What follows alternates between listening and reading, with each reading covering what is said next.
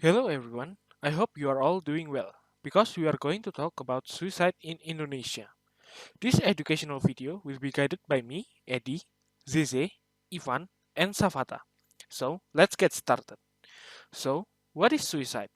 According to the Central for Disease Control and Prevention in America, suicide is a death caused by injuring oneself with the intent to end their life, but they do not die as a result of their actions. This has been a major global problem, and it needs serious attention. The World Health Organization recorded that death by suicide has reached 10.5% globally and claims for more than 800,000 lives annually.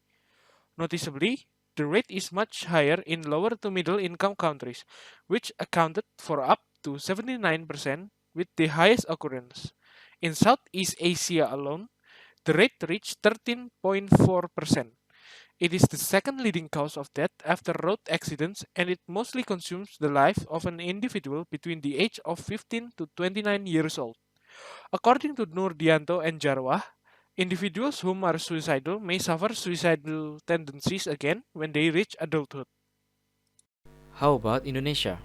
Well, it is not all heaven and paradise. In 2018, the country ranked 77 with 2.6 suicide per 1,000, according to the World Health Organization report. In 2015, the Indonesian Central Bureau of Statistics reported at least 812 suicides across the country.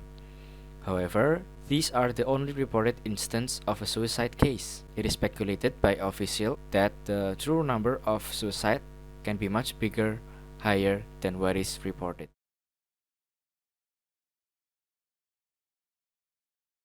With a total of 331 reported suicide, Central Java contributed the most of the total. In 2021, the World Health Organization also revealed that Indonesia was ranked 170 among all countries in terms of suicide rates, where approximately 6 million people committed suicide in 2021 alone. Suicide do not see whose life it claims, for the prisoners to regular citizens, from the rich to the poor. It claims life of many by devouring their mental health, before eventually stealing their life. From our analysis, teens and young adults are the ones very vulnerable to suicide. Suicidal tendencies is shown through chronic depression, in which led them to behave in a certain way like social withdrawal and anxiety to social interaction. However, despite so, some people with suicidal tendencies may hide their feelings, making it even harder to identify and thus making it harder for the people around them to identify if they need help.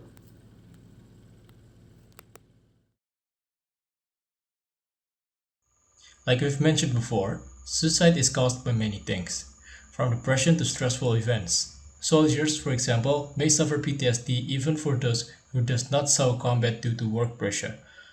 Suicide may also be committed by different kinds of people, ranging from criminals to innocent people.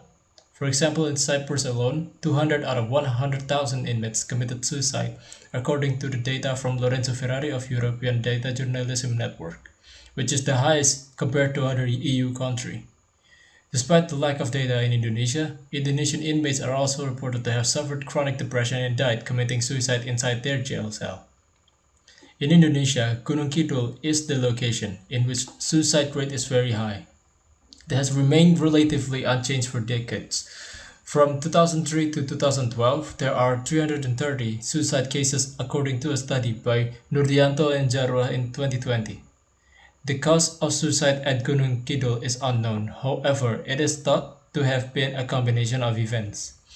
Culturally, the majority of its residents have long thought that it is the result of pulung gantung. Minor issues such as chronic sickness, social and physical isolation, drought, barren terrain, and poor education were also cited. Culturally as well, the decision to commit suicide is affected by wirang, or shame, social cost, and strong social requirement.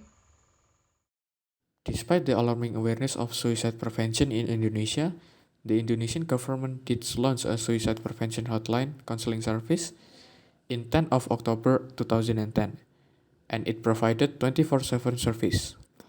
Sadly, however, The service ended in 2014, and until this day, the government have yet to provide any suicide prevention program and had rather relied on public health and the community on suicide prevention until 2015. When the ministry launched a smartphone app called SEHAT JIWA, it features information and education regarding mental health problem and how to prevent one from developing into a suicidal tendency.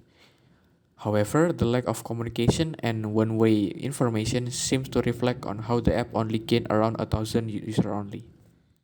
The good news is the people in Indonesia have taken notice on how suicide is still a problem in Indonesia and had taken action on the matter through community-based initiative.